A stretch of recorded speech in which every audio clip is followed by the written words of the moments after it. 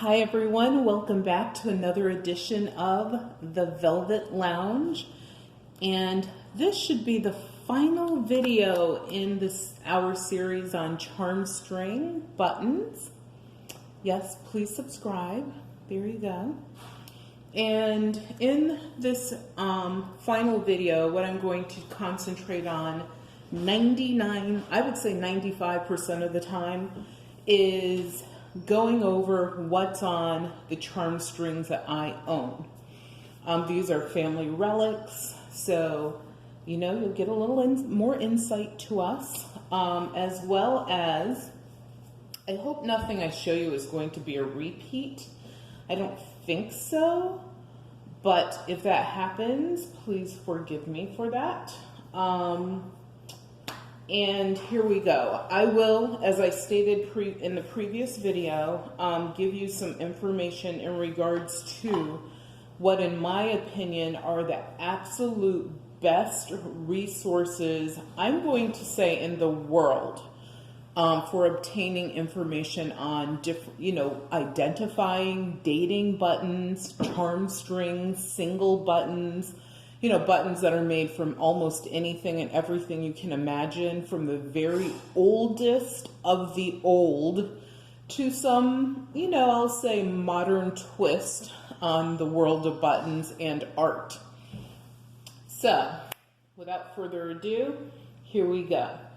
So, I showed you in the previous video, I think I showed you a charm string that I had dedicated to my mother. On that, there were a couple things that I sort of wanted to show you in regards to, what one of my favorite buttons are, mirror backs. Look at that example. Look at how much of the mirror you can see in there. This is a really old button. This one probably dates from, I would say, the mid-1800s.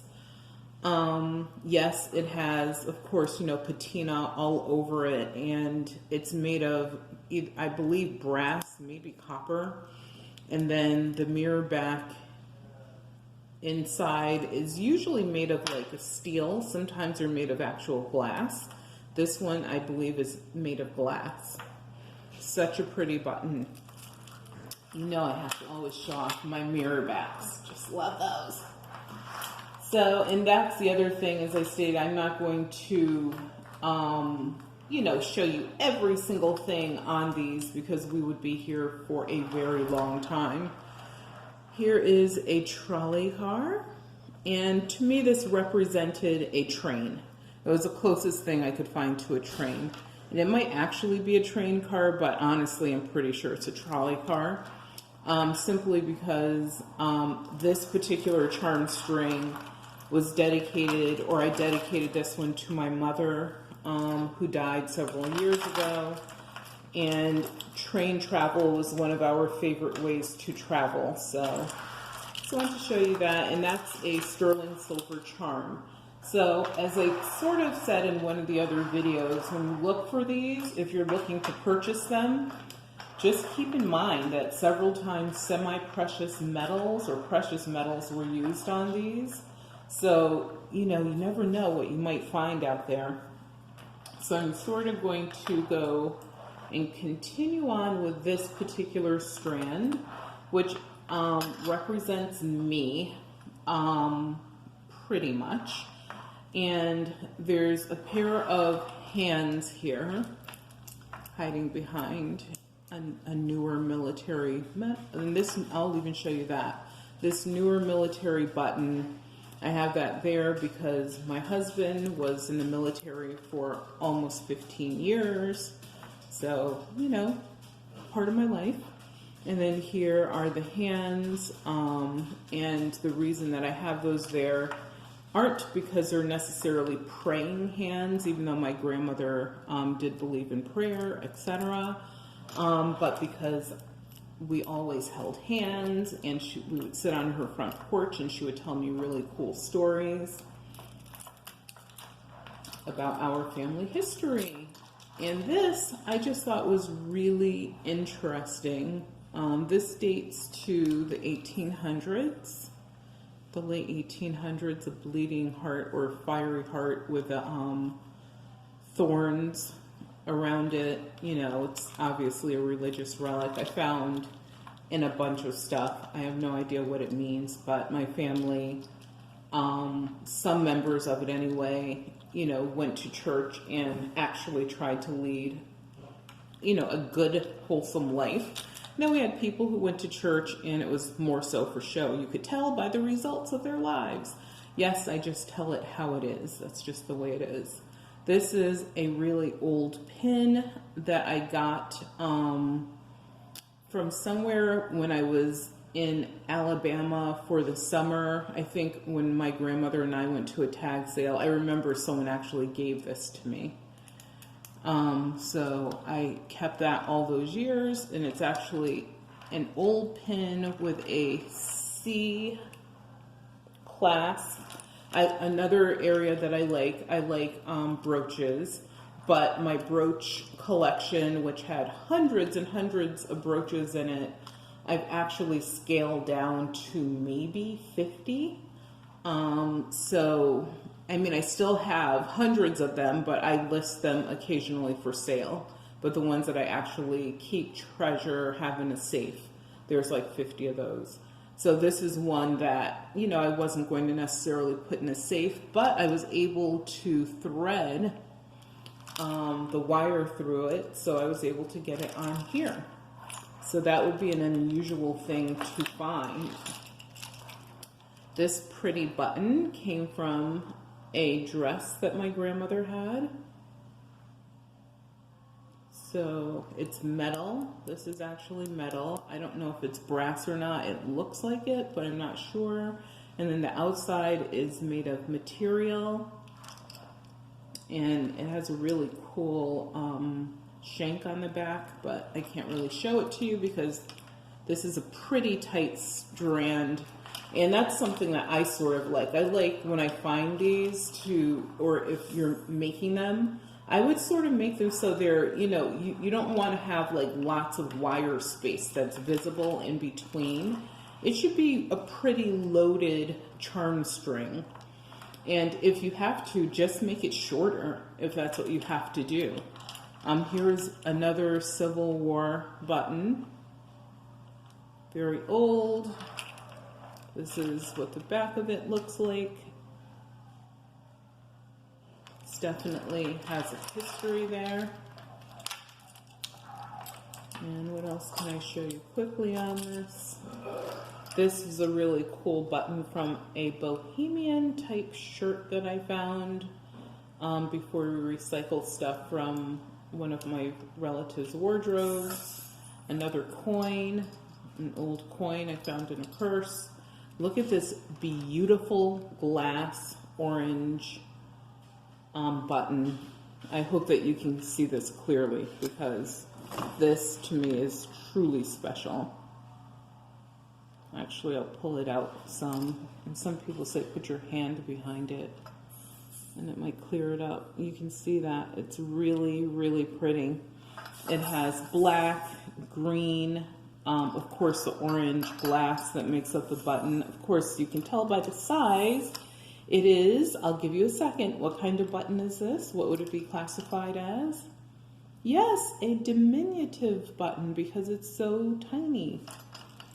And then I've had, this is really pretty. It's painted, it's metal, and then there's porcelain on top, and that's painted, once again, with the Virgin Mary. And you'll see Mary as a theme in many of the charm strings that I have because of names in our family. Oh, and this I thought was just a really cool mother of pearl button because it has so many different colors in it. It's sort of almost like a rainbow. It depends on the lighting and how you hold it. You can see like a lot of detail in there. Actually, let's see if we put a white card in the back. It's really neat. And this is a really pretty little button This was also on a piece of clothing from the 1970s, so bohemian, boho, whatever, hippie, whatever term you want to use. And it is, I think, maybe a piece of turquoise, but I'm not sure.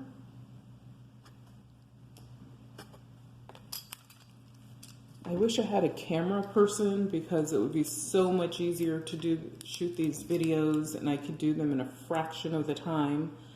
But, I'm doing what I can do, so I apologize if the quality is not as good. There you go, that's a little bit better. And then, I don't know if you saw this cross. So yes, we have more of that religious theme going through this. And this is gold filled. I don't think the stone is like a real diamond if it's gold filled. It's just my opinion, don't know. You can sort of see that cross. There, it's better. So as you can see, you can get very creative with these. You could put, a lot of different elements on these. The only thing I would say is if you're doing these, as a family project or whatever, make sure that you're using, I would say this is what my formula, completely my opinion, of course. What I thought about was, what percentage of these do I want to be newer? What meaning should the items have that are on the charm string?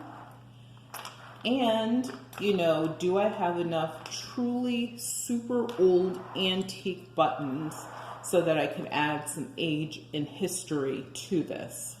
So that's the combination. And then, of course, like I stated before, little interesting trinkets and doodads that you can add to these that add to the story, because that's really what you're trying to do, is create a story. Obviously, that whole 999 button superstition, as well as the 1000th spinster button superstition, we're not going for that anymore nowadays. Obviously, lots and lots and lots of traditions have been lost.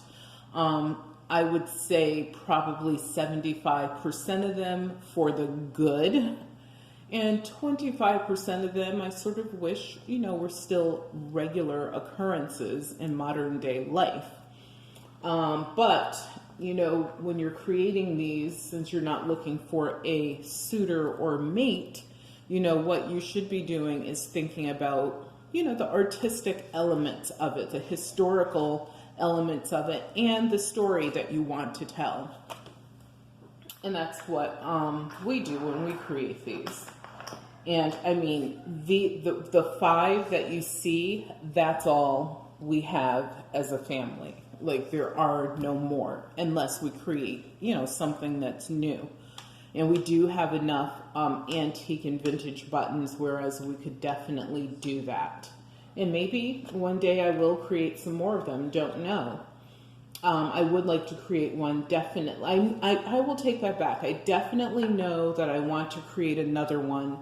And that one would be something as a tribute, I guess I'll call that. It'll be a tribute for our daughter and her accomplishments and just being my baby girl, and, something that I could give to her as a gift for her graduation from law school. Yes, because I created this video, you guys, I'm going to claim that you guys gave me the idea. So that's what I'm going to do. So I do have some more charm strings here.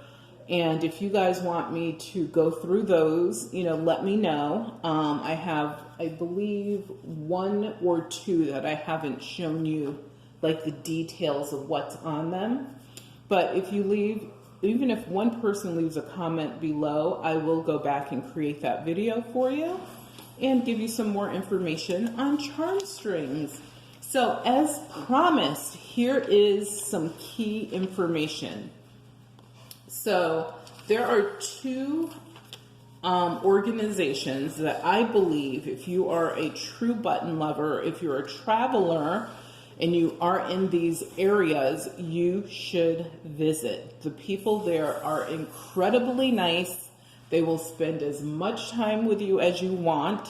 And in most cases, if there is an entry fee, because there are days you can go to certain places for 100% free, it is very nominal, or they're simply asking for a donation to keep the organization going, and so they can educate others in the future and also preserve the history of buttons.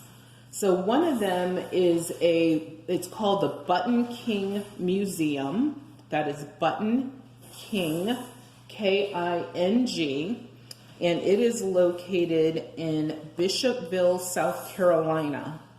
Now, the interesting thing about this place is, number one, a lot of the items that you see are not going to be or be comprised necessarily of brand new buttons. Most of it will, most of the things that you see will be things that were recycled. The buttons will be newer in some cases. But the cool thing is it gives a modern take on button art. So when you go there, you will see things such as a coffin that is completely covered in a mosaic of buttons. It is absolutely stunning. You will also see a car or other vehicles that are 100% covered in buttons. They have instruments, they have picture frames. If you can cover it in a button, they don't necessarily have every single thing in the world there, but there are some very unique items. And they do actually have a purpose when they're covering these things. They're just not willy-nilly putting buttons on them.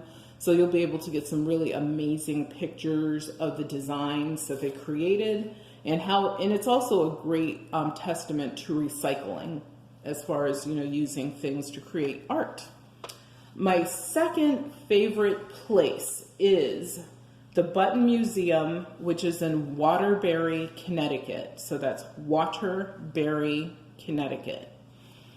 They have such an amazing and extensive historical archive of buttons. So some of the history on the Waterbury Museum, it's as follows. That particular button museum was created because if you look at some of the back of your uniform or military buttons, it is not uncommon in the United States to see that company's name on the back of those buttons because they created the majority of them. And even today, you can find brand new buttons that have that company's information on the back of those buttons. And those are called patent buttons. We talked about that in a previous video. And so underneath the playlist for buttons on this YouTube site, you'll see that there's a lot of videos where I describe different types of buttons, and I actually do talk about those. So they created buttons for, as I stated, all branches of the military, all ranks in the military, police departments, fire departments, any type of EMT emergency type situation. They created special memorial buttons to commemorate, certain wars or wartime events.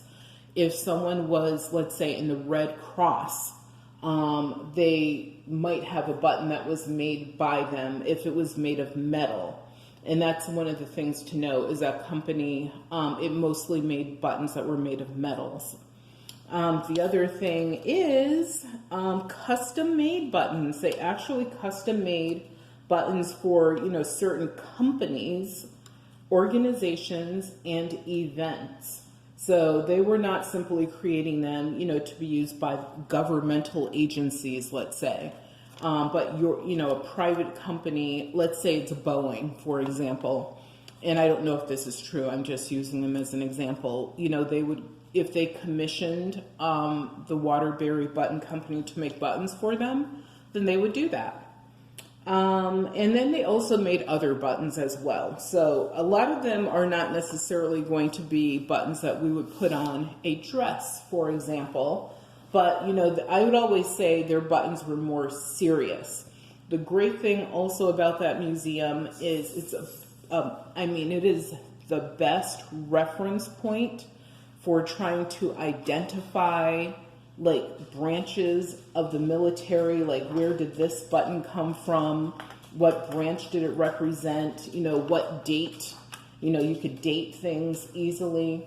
You could actually, of course, pick up some reference materials from them that you can keep in your library and go back to over and over and over again. They do have special events. Their displays are nice and neat and easy to decipher.